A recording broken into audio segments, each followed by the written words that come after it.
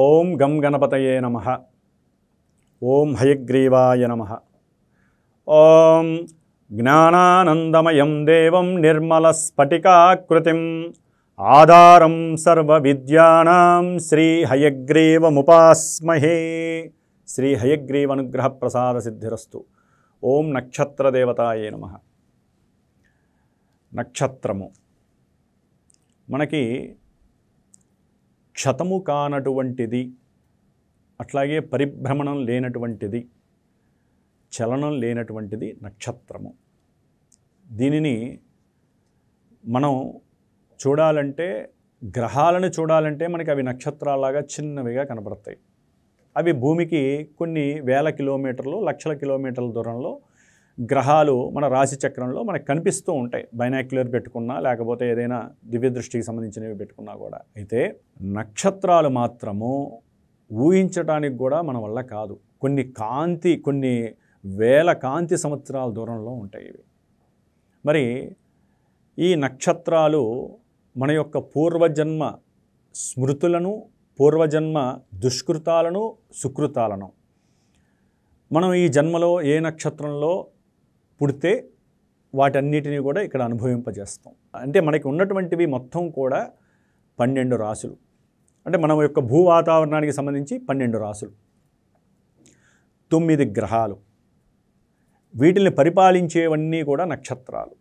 ఈ నక్షత్రాలు చెప్పుకుంటూ పోతే కొన్ని వేలు, లక్షలు, కోట్ల నక్షత్రాలు ఉన్నాయి ఔటర్ ప్లానెట్స్గా అవతల. వీటిల్లో మన ఋషులు దివ్య దృష్టితో చూసి కొన్ని నక్షత్రాలను కలిపి ఒక నక్షత్ర సముదాయంగా చేసి ఆ నక్షత్రానికి పేరు పెట్టి మన యొక్క రాశిచక్రం మొత్తం కూడా మరి 4 పాదాలు ఉంటాయి. ఒక్కొక్క నక్షత్రానికి కూడా 4 పాదాలు ఉంటాయి. 13 డిగ్రీల 20 నిమిషాల ప్రమాణం ఉంటుంది. ఈ విధంగా 30 డిగ్రీల రాశిచక్రంలో 3 నక్షత్రాలు పాదాల పరంగా పరిభ్రమిస్తూ ఉంటాయి. వీటన్నిటినీ కమాండ్ చేయగలిగే శక్తి ఒక చంద్రుడికి ఉంది. మరి ఈ చంద్రగ్రహం మన యొక్క భూ వాతావరణంలో ఉన్నటువంటి సముద్రాలు కావచ్చు, అడవులు కావచ్చు, భూ వాతావరణం కావచ్చు, జలం కావచ్చు, ఏదైనా సరే పూర్తిగా చంద్రుడి యొక్క అధీనంలో ఉంటాయి. ముఖ్యంగా మానవుడి యొక్క మనసు కావచ్చు, జీవి యొక్క మనసు కావచ్చు. మనసు అంటేనే చంద్రుడు. అందుకనే మన శరీరంలో మనసు ఎక్కడుందో, ఆత్మ ఎక్కడుందో తెలియదు. ఇంకా ఆత్మ అయినా సరే ఎక్కడో అక్కడ వెలుగు రూపంలో ఉంటుందని చెప్పి మన పూర్వీకులు చెప్పారు. కానీ మనసు అనేటటువంటిది చంద్రుడు ఏ విధంగా అయితే మన భూమి చుట్టూ తిరుగుతూ ఉంటాడో, ఏ నక్షత్ర పరిభ్రమణం అంటే ఏ నక్షత్రంలో ఉంటాడో ఆ రోజు ఆ యొక్క ఫలితాలని మన మనసు ప్రభావితం చేస్తూ ఉంటుంది. మరి మనకున్నటువంటి అశ్విని, భరణి, ఈ విధంగా రేవతి పర్యంతం కూడా 27 నక్షత్రాలు ఉన్నాయి. ఈ నక్షత్రాలు ముఖ్యంగా ఈ నక్షత్రాల్లో ఎవరుంటారు? దేవతలు ఉంటారు. మనకున్నటువంటి ఎంతోమంది దేవతలందరూ కూడా ఫలానా నక్షత్ర మండలంలో ఈ దేవుళ్ళు ఉంటారు అని చెప్పి మన పూర్వీకులు ఋషుల యొక్క వచనం. కాబట్టి ఈ నక్షత్రాల్లో ఉన్నటువంటి దేవతల యొక్క వీక్షణలు మనకి కాంతి రూపకంగా మన రాశిచక్రం మీద పడి, వాటి ద్వారా గ్రహాల ద్వారా మన యొక్క ప్రకృతిలో మనం ఉంటున్నాం కాబట్టి భూ వాతావరణంలో ఆ ప్రకృతి మీద పడి ప్రకృతి యొక్క విపత్తులు కావచ్చు, ఆపదలు కావచ్చు, లేకపోతే ప్రకృతి వలన కలిగేటటువంటి ఆనందము, ఉత్సాహము, మనకి నిత్య జీవితంలో కలిగేటటువంటి ఈవెంట్స్ అంటే శుభాలు కావచ్చు, అశుభాలు కావచ్చు, ఇన్ని విధాల చర్యలు నక్షత్రాల మీద జరుగుతాయి. అట్లాగే గ్రహాలు కూడా డైరెక్ట్గా ఎప్పుడూ కూడా వాటంతట అవి ఫలితాలు ఇవ్వవు. ఏ నక్షత్రంలో ఏ గ్రహం ఉందో ఆ నక్షత్రానుసారము ఆ గ్రహము మన యొక్క మనసు మీద ప్రభావితం చూపిస్తూ ఆ నెల, ఆ రోజు, లేకపోతే ఆ సంవత్సరం ఏ విధంగా ప్రభావితం చేస్తుందనేది మనకి ఎలా ఉంటుందనేది నక్షత్రం ద్వారా తెలుస్తుంది. మరి మనకు ఉన్నటువంటి నక్షత్రాలలో 27 నక్షత్రాల్లో మనకి ఒక్కొక్క నక్షత్రంలో ఉంటాం, ఒక్కొక్క పాదంలో పుడుతూ ఉంటాం. ఉన్నంతలో మనం సూక్ష్మీకరించుకొని ఏ నక్షత్రం వారు ఏ లక్షణాలు కలిగి ఉంటారు, వారికి ఏ రకమైనటువంటి రుద్రాక్ష ధరిస్తే మంచిది, అట్లాగే ఆ నక్షత్రం యొక్క విధి విశేషాలు ఏంటి, ఏ రాశుల్లో ఉంది, ఏ రాశుల యొక్క ఫలితాలు, ఏ గ్రహం యొక్క ఫలితాలు ఆ నక్షత్రానికి వర్తిస్తాయి, అట్లాగే మనకి ముఖ్యంగా విద్య నేర్చుకునేటటువంటి వాళ్ళు ఏ రకమైనటువంటి విద్యలు, ఏ నక్షత్రం వలన ఏ రకమైనటువంటి విద్యలు అభ్యసిస్తారు, ఏ రకమైనటువంటి వ్యాపారాలు చేస్తారు, అట్లాగే చనిపోయినప్పుడు ఈ నక్షత్రంలో చనిపోతే వీరికి ఇన్ని రోజులు దోషం ఉంటుంది. అట్లాగే పుట్టినప్పుడు కూడా దోషాలు ఉంటాయి ఆ నక్షత్ర పాదాలకి. ఆ పాదాలకు ఉంటే దానికి జనన శాంతులు ఉంటాయి. ఈ విధంగా నక్షత్రాలకి మంచి చెడు అన్వయించారు కాబట్టి మనం ఇప్పుడు ఈ నక్షత్రాల గురించి తెలుసుకుంటూ ఇప్పుడు మనం ముఖ్యమైనటువంటి ఆ 27 నక్షత్రాల గురించి తెలుసుకునేటటువంటి ప్రయత్నం చేద్దాం. పూర్వాభాద్ర నక్షత్రం మనకున్నటువంటి 27 నక్షత్రాలలో ఇటు కుంభరాశిలో మరియు మీనరాశిలో, ముఖ్యంగా మీనరాశిలో నక్షత్ర మండలంలో పూర్వాభాద్ర నక్షత్రం చాలా విశేషమైనటువంటిది. మరి ఈ నక్షత్రం 25వ నక్షత్రం. ఈ నక్షత్రానికి అధిపతి గురువు. మరి ఈయన ఒక పాదం చూస్తే శనికి సంబంధించినటువంటి రాశి అయినటువంటి కుంభంలో మరి వారు ఉంటారు. అంటే 1, 2, 3 పాదాలు, 3 పాదాలు కుంభరాశిలో ఉంటాయి. అట్లాగే పూర్వాభాద్ర నక్షత్రం 4వ పాదం మీనరాశిలో ఉంటుంది, ఒక్క పాదం మాత్రమే.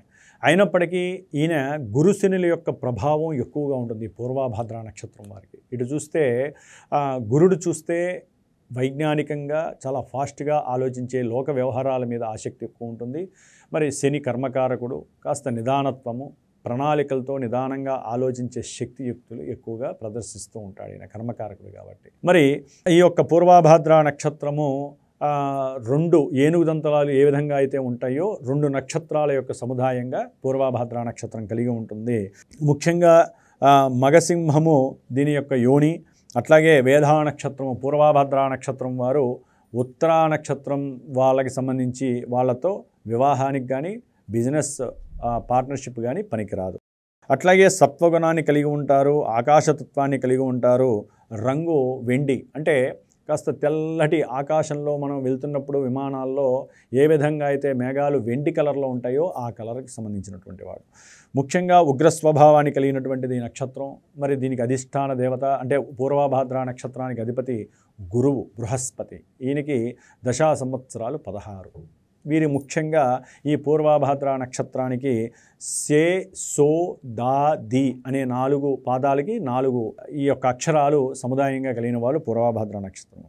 ముఖ్యంగా ఈ జనన దోషం అనేటటువంటిది పూర్వాభాద్ర నక్షత్రానికి లేదు అంటారు. అయితే రోగపీడ గనక ఈ నక్షత్రంలో వస్తే 10 రోజులు రోగాన్ని కలుగజేస్తుంది.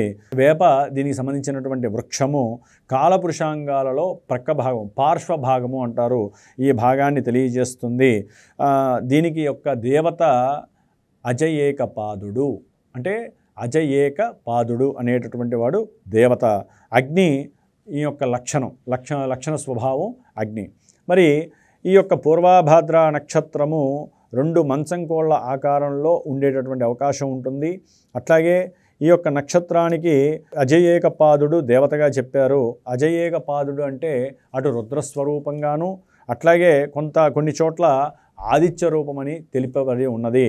ఈ నక్షత్రానికి సంబంధించి 4వ పాదం మాత్రం శిశువుకి గండంగా చెప్పబడి ఉంది.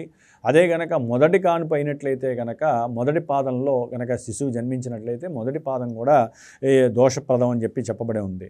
ముఖ్యంగా వీరు గాలిలో మేడలు కట్టేటటువంటి ఆలోచనలు స్వభావం కలిగి ఉంటారు. ఎక్కువగా ప్రతిదానికి ఎక్కువగా ఆలోచించే స్వభావం ఎక్కువగా ఉంటుంది. అనేక శాస్త్రాలలో ప్రవేశం ఉంటుంది. మంచి పండితులుగా పేరును పొందుతారు. ఎంత కష్టమైనా సరే పనినైనా సరే సులువుగా సాధించగలుగుతారు. అనేక భాషలలో ప్రవేశం ఉంటుంది. ఆలోచన ప్రతిమ ఉంటుంది, కార్యదక్షత ఉంటుంది.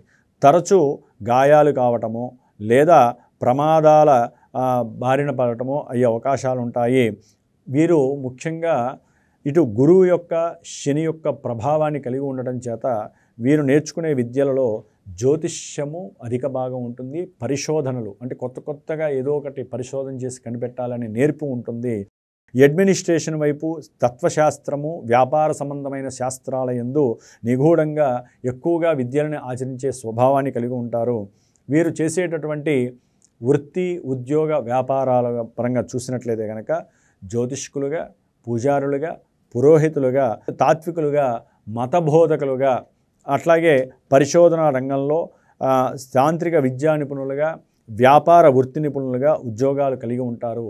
వ్యాపార విషయానికి వస్తే కనుక షేర్సు, ఇన్సూరెన్సులు, అట్లాగే ఫండ్ మేనేజర్లు వంటి వ్యాపారాలలో రాణింపు ఉంటుంది. ముఖ్యంగా వీరు ఫ్యాక్టరీలకు దగ్గరగా ఉండేటటువంటి అట్లాగే గ్రామాలలో పట్టణాలలో ఉండటానికి ఎక్కువ ఇష్టపడే అవకాశం ఉంటుంది. పూర్వాభాద్ర నక్షత్రం వారికి ఆరోగ్యరీత్యా కనుక చూసినట్లయితే కనుక వాత సంబంధమైన వ్యాధులు ఎక్కువగా ఉంటాయి. పక్షవాతము, ఎసిడిటీ, డయాబెటిస్, ఆర్థరైటిస్, కీళ్ళ నొప్పులు, గుండె జబ్బులు, అట్లాగే లో బ్లడ్ ప్రెషర్, లో బీపీ, అట్లాగే పక్షవాతము, హెర్నియా, కాలేయానికి సంబంధించినటువంటి వ్యాధులు వీరిని ఎక్కువగా ఇబ్బంది పెట్టే అవకాశం ఉంటుంది. ఈ నక్షత్రములో పుట్టినటువంటి వారికి 10 రోజులు తీవ్రమైనటువంటి పీడని కలిగించి ప్రాణభయాన్ని కలిగిస్తుంది. స్త్రీలు కనుక ఈ నక్షత్రంలో ప్రథమ రజస్వల అయితే కనుక చాలా దోషప్రదము. తగినటువంటి శాంతులు, హోమాలు చేసుకోవాలి, లేదా వైదవ్య దోషము ఉంటుందని చెప్పబడి ఉంది శాస్త్రరీత్యా. వీరు కాస్త స్త్రీలైతే కనుక ఈ నక్షత్రంలో పుట్టితే అందంగా అలంకరించిన స్వభావము, స్వతంత్ర భావాలు అధికంగా ఉంటాయి. గౌరవ మర్యాదల కోసం పాటుపడుతూ ఉంటారు. తమలో తాము ఏదేదో ఊహించుకొని మానసికమైనటువంటి ఆందోళనలకు గురవుతారు. పూర్వాభాద్ర నక్షత్రము మగసింహము జంతు సంకేతము కాబట్టి వీరికి పెద్దగా వ్యామోహాలు ఉండవు. ఎవరు వెంట పడితే వారి వెంట వీరు తిరగరు. కాబట్టి ప్రేమ వ్యవహారాలకి దూరంగా ఉండే స్వభావం కలిగి ఉంటారు. కానీ వైవాహిక జీవితంలో ఎన్నో ఆటుపోట్లను ఎదుర్కొనే పరిస్థితి ఉంటుంది. ఏదో ఒక వివాదాలు చిన్నవో పెద్దవో కలుగుతూ ఉంటాయి. వైవాహిక జీవితంలో మాత్రం ఇబ్బందులు పడే అవకాశం ఎక్కువగా ఉంటుంది. సాధారణంగా పూర్వాభాద్ర నక్షత్రం వారికి 15, 26, 27, 37, 38, 51, 58, 59, 67 సంవత్సరాలు యోగవంతమైనటువంటి కాలంగా మనం చెప్పుకోవచ్చు. ముఖ్యంగా ఈ యొక్క పూర్వాభాద్ర నక్షత్రానికి సంబంధించి అదృష్ట సంఖ్యలుగా 3, 4, 5, 9 సంఖ్యలు. ఆది, గురు, శనివారాలు అదృష్టవారాలు. వీరు ముఖ్యంగా సూర్యుడిని, ఈశ్వరుణ్ణి ఆరాధించడం ద్వారా వైజ్ఞానిక రంగాలలో మంచి ఆసక్తి కలిగిన వారే ఎదుగుతారు. ముఖ్యంగా ఈ యొక్క నక్షత్రానికి సంబంధించి ఎవరైనా కనుక నక్షత్రంలో ఈ పూర్వాభాద్ర నక్షత్రంలో మరణించి ఉంటే కనుక 6 మాసాలు ఈ ఇంటిని వదిలివేయాలని చెప్పి శాస్త్రం తెలియజేస్తుంది. కాబట్టి పూర్వాభాద్ర నక్షత్ర జాతకులు నిత్యము ఈశ్వరారాధన చేయటం వల్ల పనులు ఆలస్యం కాకుండా ముందుకు వెళతాయి. చక్కటి మోక్ష సాధన వైపు ఏకాగ్రత కలగటానికి అవకాశం ఉంటుంది. ఓం పూర్వాభాద్ర నక్షత్ర దేవతాయే నమః.